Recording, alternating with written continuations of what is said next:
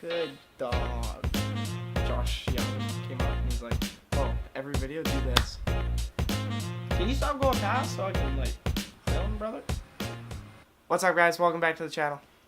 We are back working on the SR today, kind of. So I'm going to be cleaning up the turbo manifold today.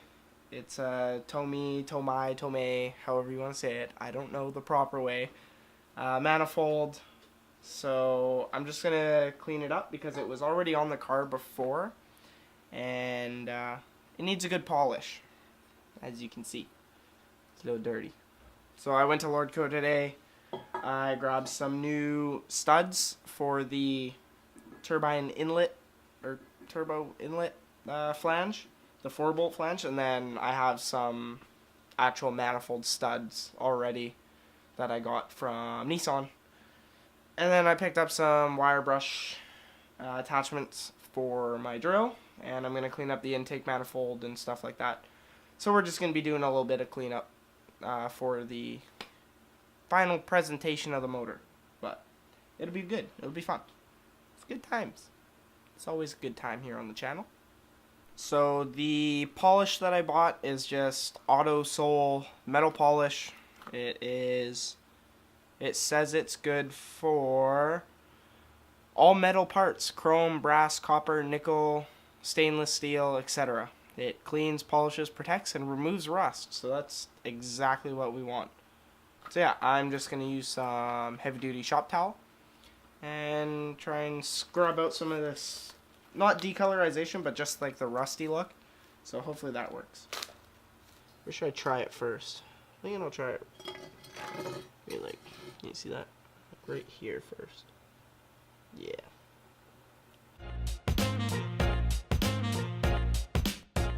That ain't clean anything.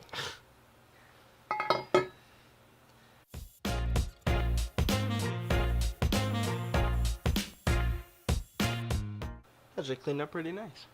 I didn't really polish it, it just sort of made it dirtier. That does look pretty good though. We should try it down here.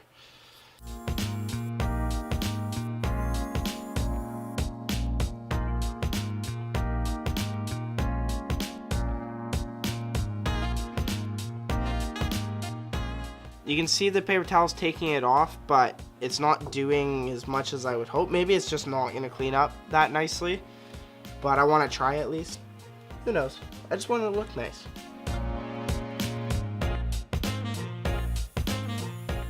Oh! Ow!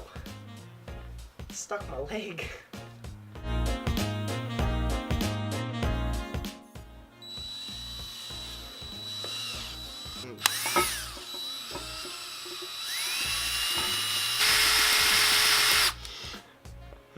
It's only stupid if it doesn't work, right?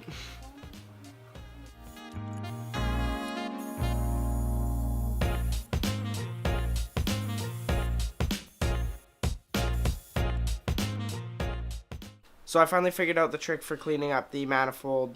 I'm not anywhere experienced at all in polishing anything or anything like that. I've never even done a car polish. So what I did is I just used the wire brushes, and it got a little scratched up, but I just sort of like went with it. It cleaned up some of it at least. And then what I did after I used the wire brush, I just threw the polish on. I used the towels, and then I used the sponge a couple times. And then, as you saw my little contraption that I made, the wire brush is just under this, and then I just put paper towel on it, and it got stuck. So it kind of turned into a polishing pad. It worked. But yeah, so it cleaned up a little bit. Maybe is not as good as I wanted it to, but I'm pretty happy with it. So yeah, it cleaned up decently. Like, this is a lot cleaner. The manifold's obviously discolored, just because the fact that it got really hot when it was in the SR before, or on the SR before. So this is good. I'm glad. I'm happy with this. I'm just gonna clean up the polish along here now, and then I'm gonna go ahead and install the studs in the actual manifold itself that go to the turbo, and then I'm also gonna put the exhaust manifold studs in. Okay, so for the manifold studs. I just got these at Lord Co. So I'm going to throw some high strength thread locker on them. That way, they won't back out. If you know SRs or just bottom mount turbos in general, I think, they tend to back out, and then, yeah, and then you lose boost, and less boost is less fun. Still good and red. I'm just going to start with this top one here. Throw that in. Spins in nice. So if I put a nut on like this, and I'll throw another one on top of it. So I'm just going to throw my ratcheting on top. So they're 13 mil bolts for these ones specifically. So I'm just going to tighten those together. When I turn the top nut, it's locked against this one, which means it turns the stud. So we're just going to do that. So that one is done. Nah, we Gucci. Okay, so that's the first one installed just like that. Just good thread locker and everything. Okay, so I finished up the other 3 studs. They all went in nicely. So now I think we're gonna do the manifold studs, like that are actually on the head.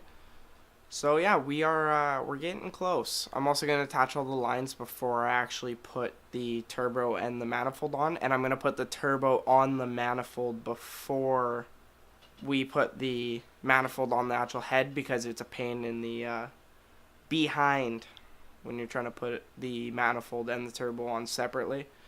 I'm not looking forward to doing this manifold. The last time I did it, which I actually think I have a video of. If I have a video, I'm going to put it in right now.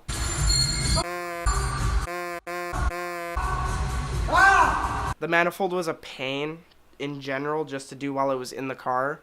And the reason I was freaking out was because I kept dropping the wrench, because you can't actually use a socket to tighten the bolts just because of the way that some of the manifold studs come out, and where the manifold like bends and everything, and the actual like tubing gets in the way. So I had to use a wrench, and it kept slipping off, so I was just very fed up, and there's going to be a lot of bleeps in that video if I remember to do that. So yeah, I'm going to go ahead and put the studs in. It's the same concept as putting these studs in. I'm going to use thread locker. I'm going to use the 2-nut trick. Thanks again, Emerson and Jordan. And yeah. Okay, so I can't find my manifold studs, unfortunately. They're somewhere in this mess. I have to clean up. So I'm going to do that right now. And I will probably pick up this video tomorrow. So if I do this, then there's no way to tell that I haven't filmed in 3 days. So I had to reorder the manifold studs. I thought I had some, but I think I lost them in a move around. So I reordered them. They'll be here in a couple days. But for now, what I think I'm going to do is I'm going to clock the new turbo, and I'm going to put the lines on it and get everything set up so that once I get the manifold on, it'll be nice and easy to get everything ready. If you look here, this is my new Garrett 2871. It's a very nice looking turbo, nice and clean. And then you have the crusty one that doesn't spin very well. It's tight. And then you get this one. It's like butter. So basically, if you don't know what I mean by clocking it, obviously the turbo has to sit a certain way so that you have your oil drain on the bottom, your oil feed from the top, coolant lines from side to side. And then it also, like, the face of it has to have the spot for the intercooler piping in a certain spot. For SRs, it kind of comes off the side. On certain turbos, it has like a little attachment that you attach on, and it loops up like that, so that you can just have one straight thing. What I'm going to do instead is get a 90-degree silicone hose, because I don't want to cut and weld and, hurt my new turbo.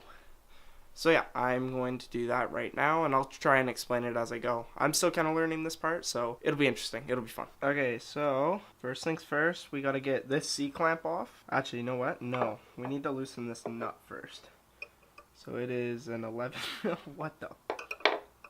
Yeah, it's an 11. Okay, one sec. Good old Garrett, I tell ya. Righty, tighty, lefty. Yeah, that should be going down. Oh, there we go. Okay, so in this scenario, righty is loose. I guess that makes sense because you're threading it. Actually, you know what? I'm just being silly. Okay, so now we're gonna pop this C-clamp off. I'm gonna put my hand over it. I know it's gonna make it so you can't see, but I also don't want to have this thing shoot out like that. Where'd it go? Oh, fell down here. So this is super important, this guy, because it's what holds your actuator onto this. So you don't want to lose that. So now we're just gonna slip this guy off. So this guy right here, this is your wastegate when you do an internal wastegate. So that actuator down here, this is vacuum controlled, so that as soon as it reaches the right vacuum, it releases the pressure and all that stuff. I'm not very certain on how turbos work. I just know this opens and closes when there's pressure. So yeah, very important. Okay, so next we're gonna take the actual, well, is that an 11 too? This is a 10. Okay, well at least they're consistent. Okay, so we're gonna take this off. Okay, so now that we have the actuator out, snake it out like that. Okay, so this guy can sit to the side for now. We are one step closer to getting this turbo properly clocked. Okay, so now I'm gonna start loosening these bolts, which on the 28 71 or 13 mil, and they are they're tough. Ooh, almost smashed my hand. I don't know if you could see that, but holy hell, that almost hurt. Wow. All right. So Garrett did a really good job at tightening these, almost to the point where it's freaking impossible to loosen them. Okay, we're gonna do this one a bit smarter. I'm just gonna tap it. Okay, so I got all of these bolts loose. So now you can see I can turn this top. I just tightened one by accident, but I can turn this freely now. So I can turn this whole housing and everything around. Okay, so when it's properly set up, it's gonna sit like this, basically. So you want this coming off and then this on the top, because it's a bottom mount manifold. But the only problem is now the center isn't lined up properly. So this is actually, you know what? Oh, no, that is completely wrong. So this is the oil drain right here, you can see. So this needs to be on the bottom. So even if I put it like this so it's right, the plumbing, the lines in and lines out for turbo oil feed and turbo coolant feed and return, they won't be sitting properly. So I need to adjust the center piece too. But because I know that the oil feed goes on the bottom, I know that this sits basically like almost how it was. It sits about here. That's the oil feed. So I know that it sits like this, so I'm going to go ahead and tighten up the compressor housing now. Okay, so right about here, so this is coolant in, coolant out. Oil feed and oil return is right here. So the this compressor housing is fitted. So I'm just going to tighten it up now. Oh, those are a lot easier. Oh no. How am I supposed to get to that one? Let's just do the rest of them that we can get to.